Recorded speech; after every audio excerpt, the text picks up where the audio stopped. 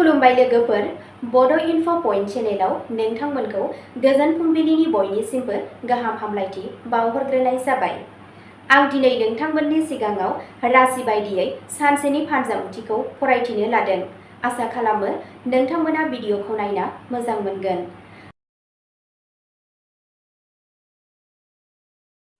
दिनै 23 मार्च 2026 मायथाइ एबा 8 चैत्र दान 1432 मायथाइ समबार। गिबियावनो दङ मेष राशि। दिनै नोंथाङा गोदान गोहोजों खामानि मावनो जुरिगोन। खामानि थिलियाव नोंथांनि मावनायखौ बाख्नायनाय जागोन। रांखान्थियारि बिथिङाव सानथांखि लानाय राहाया मुलाम्फा गोनां जागोन। नखरनि गेजेराव मोनसे गोनांथार आयदानि सायाव सावरायनाय जानो हागौ। सावस्रिया सरासनस्रा जौगानायखौ दिन्थिगोन। लोगोफोरनिफ्राय गोनां हेफाजाब मोनगोन। थालांनाय खामानिया दावगानो हागौ। गोसोआरि समानथाय लाखिगोन। गोदान बिबानफोर मोननायनि जाथावना दं। सानजौफुनि उनाव मोजां खौरां फैनो हागौ। मोनसे गुसुं दावबायनाया मुलाम्फा गोनां जागोन। गावजों गाव फोथायनाया बांगोन। मोनाबिलियाव नोंथांनि गोसोआ खुसि जागोन। साना मोजां जागोन। नोंथांनि दिनैनि खाफालगोनां दिगा जादों सानजा साहा, खाफालगोनां अनजिमाया जादों 5 आरो खाफालगोनां गाबा जादों गोजा गाब। वृषभ राशि। दिनै धैर्यजों नाजानाया जाफुंसार जागोन। खामानि थिलियाव नोंथाङा गोदान बिबानफोरखौ लानो गोनां जानो हागौ। रांखान्थियारि दिदोमथि लाखिनाय जागोन। नखरजों गोजोन आबहावा थागोन। गोजाम सोमोन्दोनिफ्राय मुलाम्फा जानो हागौ। सावस्रिया सरासनस्रा थागोन। नोंथांनि गोसोआ दिदोम आरो गोजोन थागोन। मोनसे गोदान बिथांखिनि सायाव खामानि मावनाया दावगानो हागौ। लोगोफोरजों रायज्लायनाया गोजोनथाव जागोन। सानजौफुनि उनाव मुलाम्फा गोनां खारिथि मोननो हागौ। नोंथाङा मोनसे गोदान जिराद बायनायनि बाथ्रा साननो हागोन। गोसोआ दबथायनानै थागोन। मोनाबिलिया गोजोनथाव जागोन। समा हेफाजाब होगोन। नोंथांनि दिनैनि खाफालगोनां दिगा जादों खोला सोनाब, खाफालगोनां अनजिमाया जादों 15 आरो खाफालगोनां गाबा जादों रेजें गोमो गाब। मिथुन राशि। दिनै सावरायनायनि गेजेरजों गोदान खाबुफोरा बेखेवगोन। खामानि थिलियाव नोंथांनि मावफुंनाया गोहोम गोनां जागोन। रांखान्थियारि मुलाम्फानि फिसा फिसा नेरसोन थानो हागौ। नखरजों सम हगारनाया गोजोनथाव जागोन। सोरजिलु खामानिफोराव गोसो गुदुं जागोन।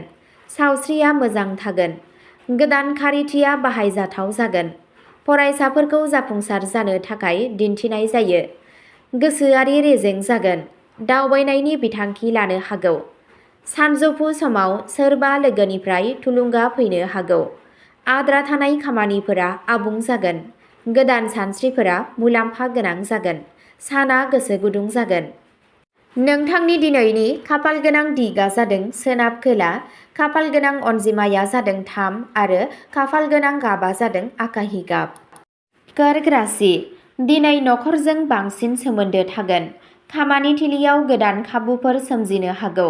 रांखान्थियारि थासारिया लासै लासै गोख्रों जागोन। बैसोगोराफोरनि सुबुरुनआ मुलाम्फा जागोन। सावस्रिया सरासनस्रा थागोन। लोगोफोरजों मोजां सावरायनाय जागोन। सानफ्रोमबोनि खामानिफोरा साजायगोन। गोसोआव मोजां सानस्रि फैगोन। गथ'साफोरनिफ्राय गोजोननाय मोनगोन। सानजौफु जानायनि उनाव मोजां खौरां मोननो हागौ। गोदान बिबानफोरा गावजों गाव फोथायनायखौ बांहोगोन। गोसोआरि समानथाय लाखिगोन। हरआ गोजोनै बारलांगोन। साना गोथार जागोन। नोंथांनि दिनैनि खाफालगोनां दिगा जादों सा सोनाब, खाफालगोनां अनजिमाया जादों 6 आरो खाफालगोनां गाबा जादों गलापि गाब। सिंह राशि। दिनै फोथायथिया गोदान जौथायसिम सौहैगोन। खामानि थिलियाव मख'जाथाव जाफुंसारनो हागौ। रांखान्थियारि हालोदा जौगानायनि नेरसोन दं। नखरनि हेफाजाब होनाया थुलुंगाखांनायखौ बांहोगोन। गोहोआ सावस्रियाव थागोन। गोदान बिथांखिफोराव दावगानाय जागोन। लोगोफोरनिफ्राय मोजां खौरां फैनो हागौ। आद्रा थानाय खामानिफोरा आबुं जागोन। समाजारि मान सन्माना बांनो हागौ। सानजौफुनि उनाव रिलिफ मोनगोन। गोसोआरि रोखाथिया थागोन। गोदान बिबानफोरा थुलुंगा होगोन। मोनाबिलिया गोजोनथाव जागोन। साना जाफुंसार जागोन।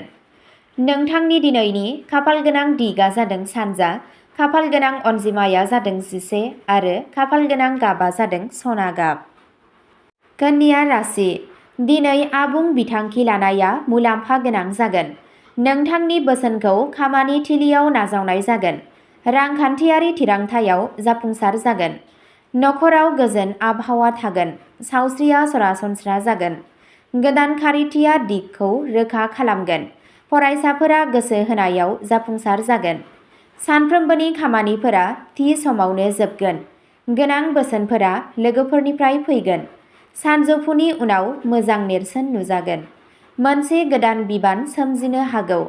गोसोआरि समानथाय लाखिगोन। गोजोननाया हरसिम थागोन। साना बाहायथाव जागोन।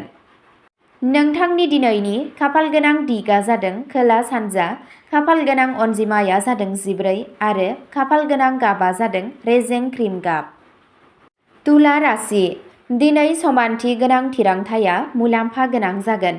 खामानि थिलियाव गोदान गोदान खाबुफोर सोमजिगोन। रांखान्थियारि बिथिङाव मोजां लैखोनफोर दं। सोमोन्दोआव गोदै थाबाय थागोन। नखरनि सुबुंफोरजों रंजाथाव सम बारगोन। सावस्रिया मोजां जागोन। मोनसे गोदान बेसाद आरजिनायनि जाथावना दं। मोनाबिलियाव मोजां खौरां फैनो हागौ। लोगोफोरा हेफाजाब होगोन। आद्रा थानाय खामानिफोरा दावगागोन। गोसोआरि रोखाथिया थागोन। सानस्रिया मोनसे गोदान लामाजों जौगागोन। सानफ्रोमबोनि खामानिफोरा जाफुंसारगोन। साना गोजोनथाव जागोन। नोंथांनि दिनैनि खाफालगोनां दिगआ जादों सोनाब साहा, खाफालगोनां अनजिमाया जादों 6 आरो खाफालगोनां गाबआ जादों फान्थाव गाब। वृश्चिक राशि दिनै साहसजों थिरांथा लायोब्ला मुलाम्फा जागोन। खामानि थिलियाव दावगानायनि नेरसोन दं। रांखान्थियारि बिथिङाव गोजोननाय मोनगोन। नखराव सुखु गोजोन थागोन। मोनसे गोदान बिथांखिनि सायाव फोथायनाया बांगोन। सावस्रिया सरासनस्रा थागोन। गोसोआव थिरांथा थाबाय थागोन। लोगोफोरा हेफाजाब होगोन। फिसा-फिसौ जाफुंसारनाया गावजों गाव फोथायनायखौ बांहोगोन। मोनाबिलियाव गोजोननाय मोनगोन। गोसोआरि गोहोआ थाबाय थागोन। गोजाम खामानिफोरा आबुं जानो हागौ। गोदान थुलुंगा मोनगोन। साना मोजां जागोन। नोंथांनि दिनैनि खाफालगोनां दिगआ जादों सा-सानजा, खाफालगोनां अनजिमाया जादों 70 आरो खाफालगोनां गाबआ जादों अख्रां गोथां गाब। धनु राशि दिनै खाफालआ नोंथांनि फारसे थागोन। नोंथाङा मोनसे गोदान बिथांखिनि थाखाय गोसो गुदुं मोनगोन। खामानि थिलियाव दावगानायनि खाबुफोरा बेखेवगोन। रांखान्थियारि थाथायाव जौगानाया जाथावना। नखराव मोनसे गोजोनथाव आबहावा थागोन। सावस्रिया मोजां जागोन। सोलोंथाइजों सोमोन्दो गोनां हाबाफारिफोरा जाफुंसार जागोन। दावबायनाया मुलाम्फा गोनां जानो हागौ। गोबाव सम रां मोननायनि जाथावना दं। सानजौफुनि उनाव मोजां खौरां फैनो हागौ। गोसोआ खुसि जागोन। नोंथाङा मोनसे गोदान लामाजों आवगायलांगोन। गोसोआरि समानथाय लाखिगोन। साना मुलाम्फा गोनां जागोन। नोंथांनि दिनैनि खाफालगोनां दिगआ जादों खोला-सोनाब, खाफालगोनां अनजिमाया जादों 3 आरो खाफालगोनां गाबआ जादों केसर गाब। मकर राशि दिनै नोंथांनि खस्थ'नि फिथाइया गोजोनथाव जागोन। फालांगियाव गोदान गोख्रैथि नुनो मोनगोन। रांखान्थियारि बिथिङाव दिदोमै मुलाम्फा जालांबाय थागोन। नखरनि गेजेराव फोथायनाया गोख्रों जागोन। सावस्रिया सरासनस्रा जागोन। गोदान बिबानफोरा थुलुंगा होगोन। बैसोगोराफोरनि सुबुरुनआ मुलाम्फा जागोन। गोसोआव दिदोमथि थागोन। गोदान सोमोन्दोफोरा बाहायजाथाव जागोन। सानफ्रोमबोनि खामानिफोरा थि समावनो जोबगोन। फिसा-फिसौ जाफुंसारनाया गोजोननाय लाबोगोन। गोसोआरि रोखाथिखौ लाखिगोन। मोनाबिलिया गाहाम जागोन। साना मोजां जागोन। नोंथांनि दिनैनि खाफालगोनां दिगआ जादों साहा, खाफालगोनां अनजिमाया जादों 7 आरो खाफालगोनां गाबआ जादों फान्थाव गाब। कुम्भ राशि दिनै नोंथाङा गोदान सानस्रिनिफ्राय मुलाम्फा जागोन। सोरजिलु खामानियाव जाफुंसार जागोन। रांखान्थियारि मुलाम्फानि खाबुफोर ओंखारगोन। लोगोफोरनि हेफाजाब होनाया थुलुंगा होगोन। सावस्रिया मोजां थागोन। मोनसे गोदान बिथांखिनि सायाव खामानि जागायनो हागौ। नखराव समानथि लाखिनाय जागोन। गोसो गुदुं जानाया मोनाबिलिसिम थागोन। गोदान सोमोन्दोफोरा मुलाम्फा गोनां जागोन। गोसोआरि रोखाथिया सोलिबाय थागोन। मोनसे गुसुं दावबायनाया जाथावना। सानजौफु जानायनि उनाव मोजां खौरां मोनगोन। गोसोआ गोरों मोनदांगोन। साना मोजां जागोन। नोंथांनि दिनैनि खाफाल गोनां दिगा जादों सानजा खोला, खाफाल गोनां अनजिमाया जादों 79 आरो खाफाल गोनां गाबा जादों अख्रां गोथां गाब। मीन राशि। दिनै गोसोआरि नोजोरा बांगोन। नखरनि हेफाजाब होनाया गोसोआव गोजोन होगोन। रांखान्थियारि थासारिया जौगागोन। मोनसे गोदान बिथांखिनि सायाव फोथायनाया गोख्रों जागोन। सावस्रिया सरासनस्रा थागोन। गथ'साफोरनिफ्राय रंजानाय मोनगोन। गोसोआ समानथि थागोन। खामानि थिलियाव हेफाजाब मोनगोन। मोनसे गोदान दिथायाव साननाया जौगागोन। सानजौफु जाखांनायनि उनाव गोसोआ सिरि थागोन।